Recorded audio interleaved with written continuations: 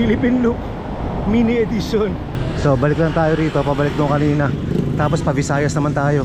Nakita ko rin may sign, kaya lang yung sign malabo eh. Kala nyo pandemic no? Yun, tapos na yung Patintero saka Ahon sa Litex. Kala mo sa loob-loob, ang busy pa pala itong lugar na to. Ang dami pang tao.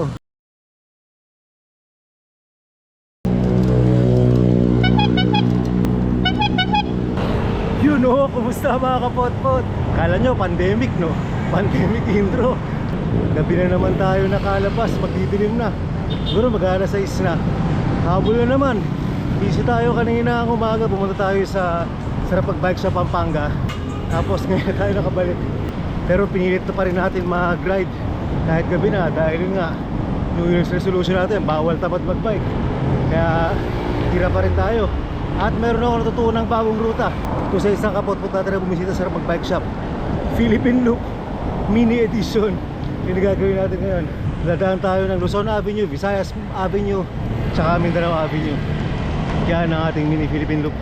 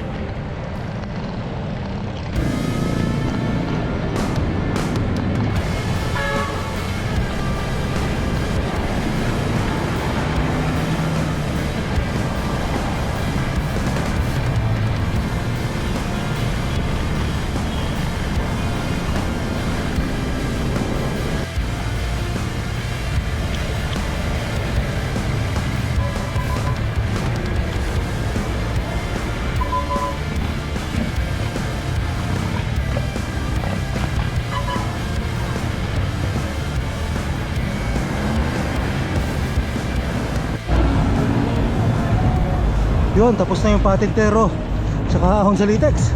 Ningal ako ron ah. Rock music, pasok ulit. Rock music, pasok!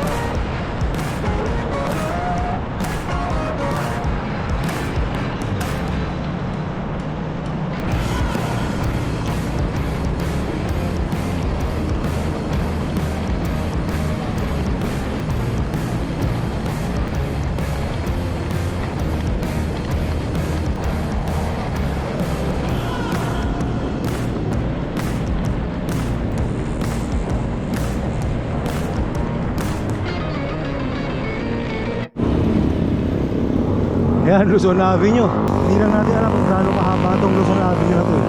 Pero malamang maiksi lang to. Pagkanan natin ng gano'n ng Commonwealth, tingnan natin kung diretso lang to eh. Hanap lang tayo kung saan natin pwedeng mapicturan yung sign ng Luzon Avenue. Pagod! Ang ganda ng takbuhan natin kanina sa Commonwealth, dire-diretso. Ayun, ito, malamang ito ang may sign ng Luzon Avenue. Ako, sana makita natin. Saan nga ba yun?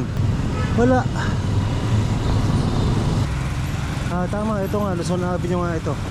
Nakita ko rin may sign, kaya lang yung sign malabo eh. Punta tayo sa bandang dulo, baka nandun. Ngayon ko lang napasok ng diretso itong Luzon Avenue. Saan kaya labas ito? Kanina inisip ko babalik sana pagdating sa dulo eh. Kaya lang hindi, tumbukin na lang natin kung saan nalabas itong kabilang dulo. So pumasok tayo dito sa Commonwealth, alamin natin kung nasa ang kabilang dulo nito. Kalahin mo sa kaloob-loob, ang busy pa pala itong lugar na to. Ang dami pang tao.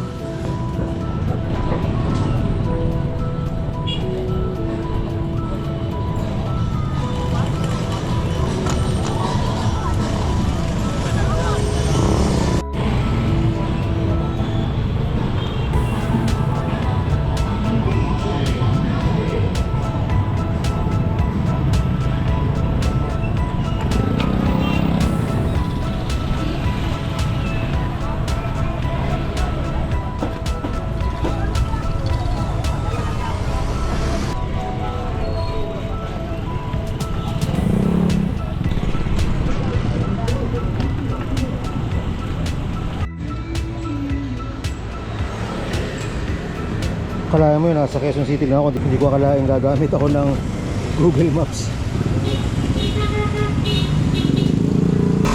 Oh, wala pa ako internet. Time data. Saan tayo? 1. Sakto pala. Kung saan ako tumingin ng mapa, yun yung dulo ng Luzon Avenue. Balik na tayo. Wala lang tayo na picturean na nakasulat Luzon Avenue. Pero yun na yun. Balik na tayo kasi pag dumiretso tayo ron, pabalik yun ng Don Antonio tapos labas ng Commonwealth.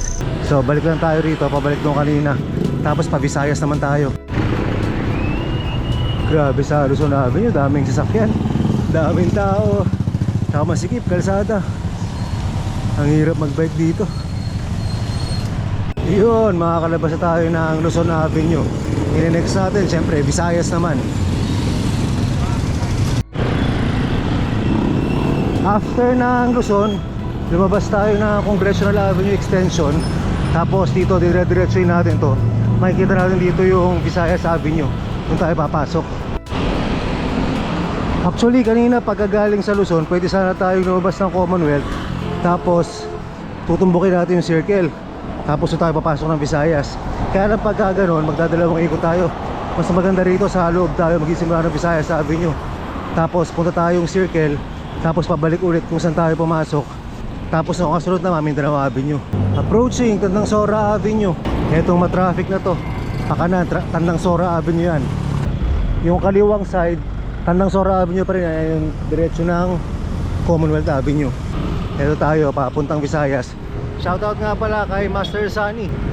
Sa kanya ko nakuha tong idea na to, Philippine Loop. Pumasyal sa shop yan. Barkado yan nung mekaniko namin si Kuya Jaime. Sabi niya mag-Philippine Loop daw siya. Nung nakita ko sa Facebook yung post niya, ito pala, Luzon Avenue, Visayas Avenue, at saka Mindanao Avenue.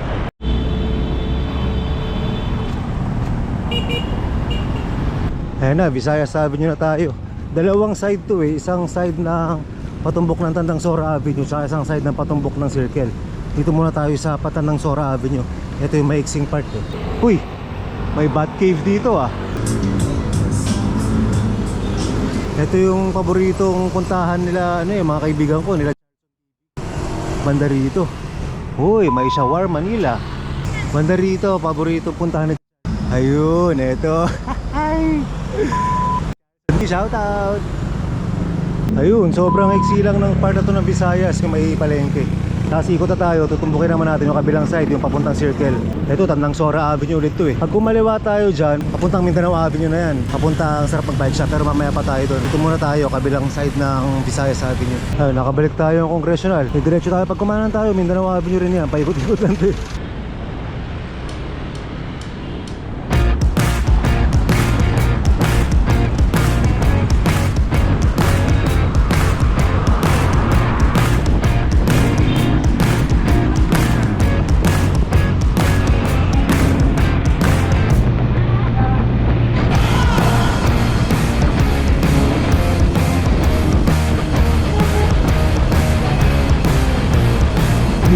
yung dating ano, Conspi.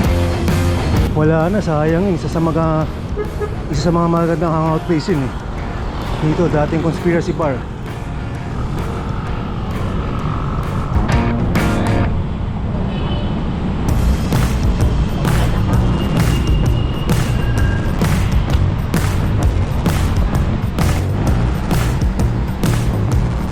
Ayun, ito na.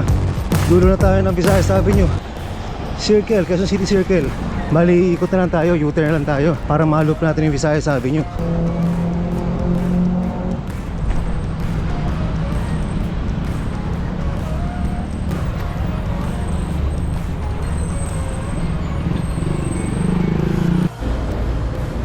Teka, bumalik ako. Mali pala. Dapat pala mag-circle tayo. Tapos North Avenue para dulo ng Mindanao Avenue masisimulan natin. Pasok tayo ng North Avenue. Tapos tama-tama to, dulong-dulo naman ng Mindanao Avenue. Sayang, hindi natin na plano maiging ruta eh. Maganda next time kung ilo-loop natin. Loop yung Luzon Avenue, loop yung Visayas Avenue, tapos loop yung Mindanao Avenue. Siguro gagawin natin sa umaga. Gabi na kasi. Next time gagawin natin yon. Baka sayaya ride natin gawin para masaya-saya. Philippine Loop, mini Philippine Loop. Ayan na, approaching Mindanao Avenue na tayo. Itong pagkatapos ng North Avenue, kanto na kung saan natin makikita yung Trinoma. Ako, andyan ba yung sign ng Mindanao Avenue? Sana nandyan, mapicturean natin. Ayun, meron.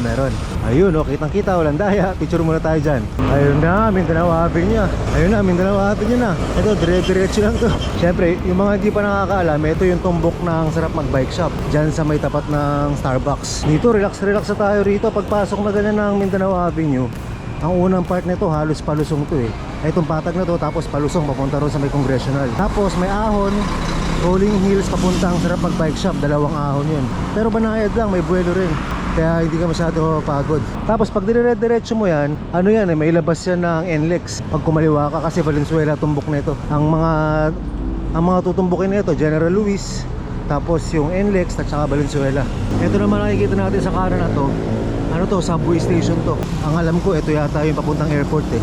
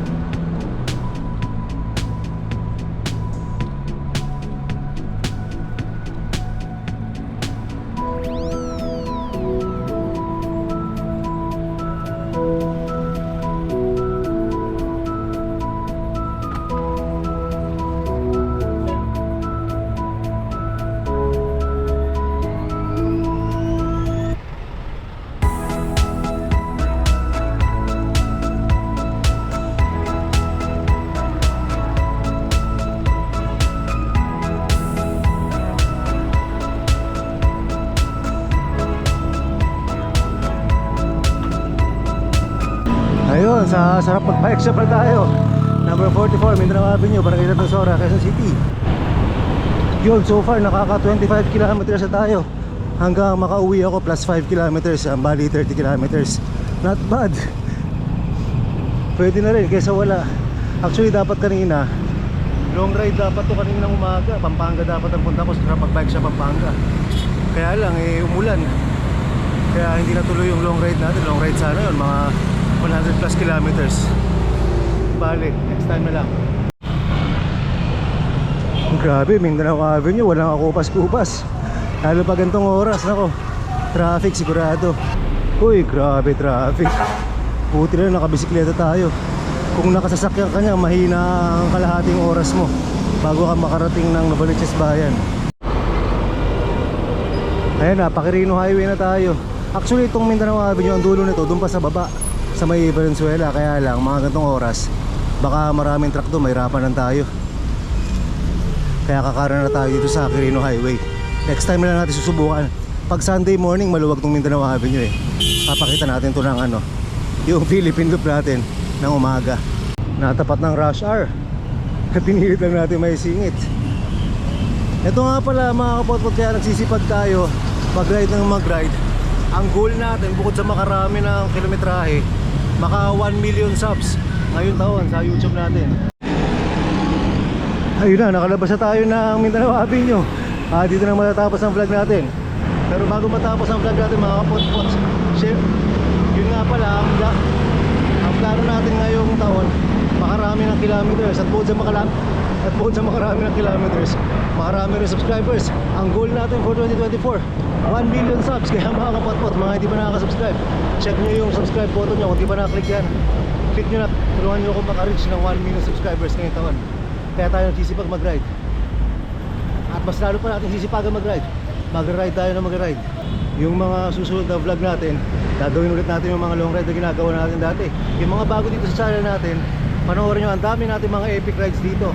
Mga solo ride, yung mga group ride, kasama Team Apple, Manila to Bicol, Manila to Baguio, Sagada, Pagudpud, ang dami. Ang dami mapapanood dito. Tapos pinaka-epic ko, North Luzon Loop pag-isa. Panoorin nyo, sobrang solid. Kaya subscribe kayo para mas marami tayong magawang mga ganyang rides. Target natin 1 million subscribers, kaya-kaya natin yan. Tama, patagdag na patagdag ang subscribers natin, patagdag na patagdag ang layo ng padjak natin. At maglagay din kayo sa comment section kung saan mga gusto nyo yung ride destination natin. At mapasyalan, mapuntahan, ma-feature natin sa vlog.